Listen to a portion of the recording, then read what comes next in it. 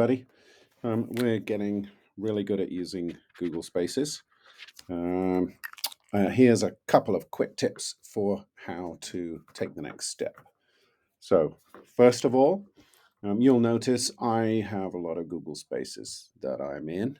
And some of you have mentioned to me that there's just so many spaces. And that's inevitable. There will be many spaces. And so getting into the habit of just scanning down the list is important. But there's a couple of other things you can do. One is pin the spaces. So I have these spaces at the top here pinned to the top of my list because these are the ones I need. Oh, sorry, these ones. These are the ones I really need to keep my eye on most closely.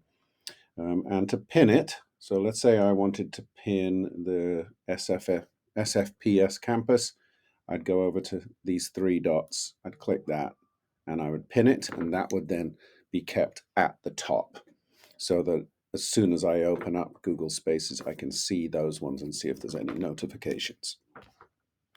On the subject of notifications, in that same menu there with the three dots, there's a notifications option. And if I click that, I can select all, which means that I get notifications for all new messages and replies to threads that I follow. And I'll talk about that in a minute. If I click following, then I only get a notification about replies to threads that I follow.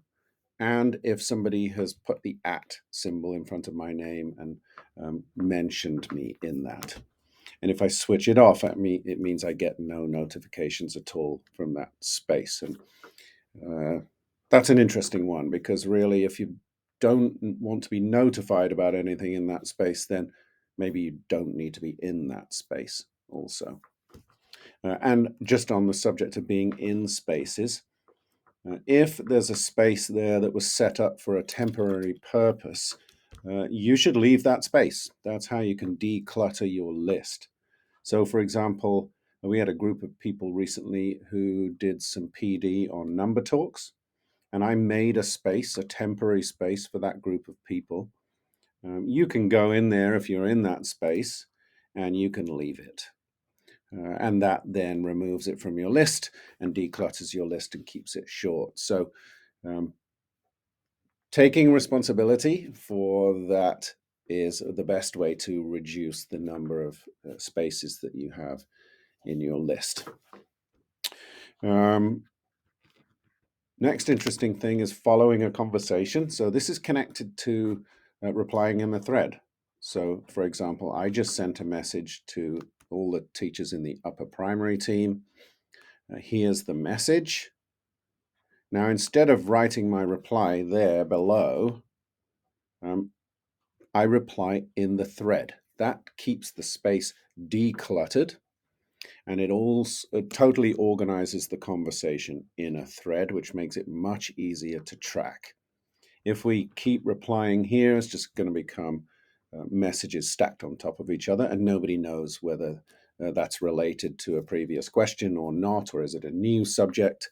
So that you really must get in the habit of replying in the thread. And you do that by hovering over and clicking this little sort of speech bubble thing and clicking reply in thread.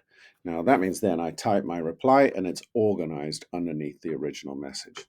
It also gives me the choice of following that. If this is a thread that I'm interested in, I'd want to check to make sure I'm following it, because if I'm following it, then it means I'm going to get notifications every time there's a new message in that thread.